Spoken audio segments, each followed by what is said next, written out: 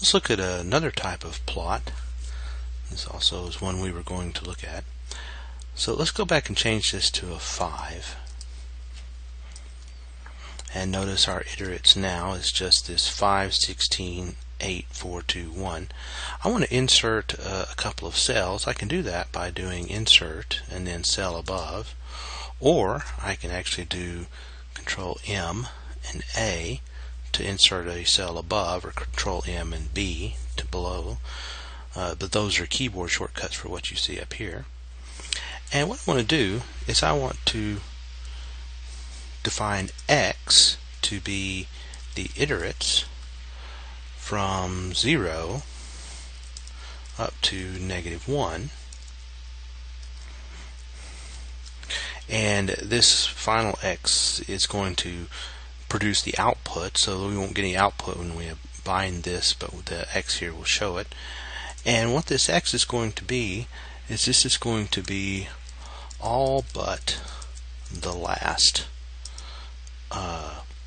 entry in iterates.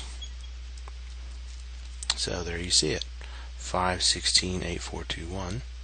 And now let's define a Y equals iterates.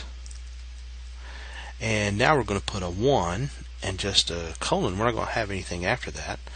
And this is going to give us all but the first entry in iterates. And so let me put a Y here so we'll see the results. And notice there's not a first. Now it's interesting because there's a relationship between X and Y. Y is what is next given the X. So let's insert some more cells here.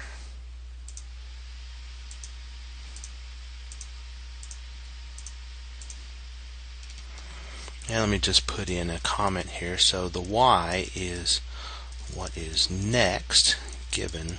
And let's increase the iterates here. Let's re-execute this. Let's go back to, let's pick, say, 25. So a few more iterates there. And so X is all but the last one, the 1.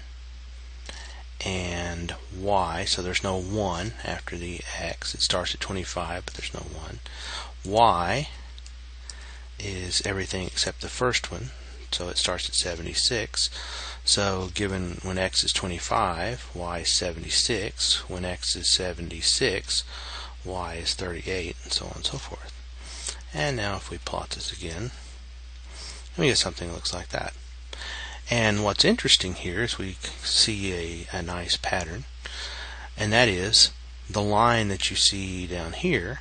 That's the line Y equals X over 2, and the line that is implied by all these points is the line Y equals 3X plus 1.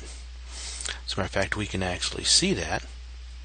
Let's suppose that we add another plot. So we're going to do here, this is going to be a blue and minus. We'll leave that as is.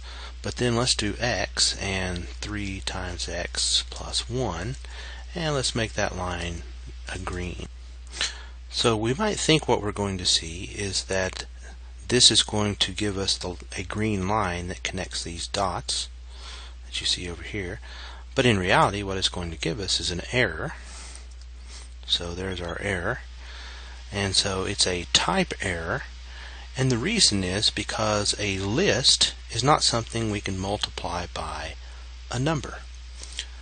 So how do we fix that?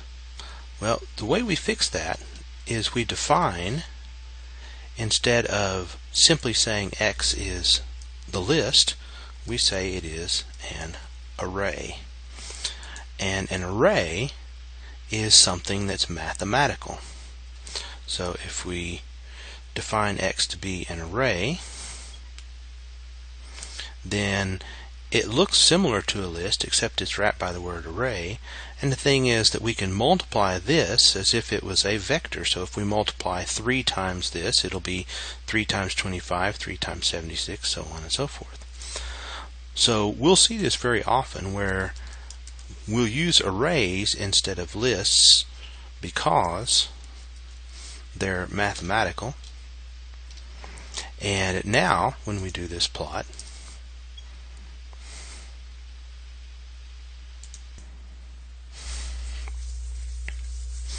and so you see there we've got the green line and got this relationship here, as you can see. So this is known as the hailstone problem, and the hailstone conjecture is that any choice of num, and of course it has to be a positive integer,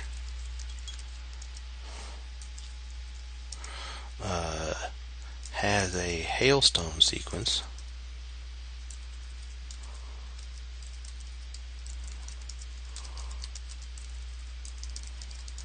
that contains number 1, and therefore 4, 2, 1, 4, 2, 1, and so on. It's a famous unsolved problem, and one that many people have worked on. And this last illustration shows you how you might begin to think about this problem, looking at the relationships between different parts of the sequence, when it's going up, when it's going down. And of course much of this is computational.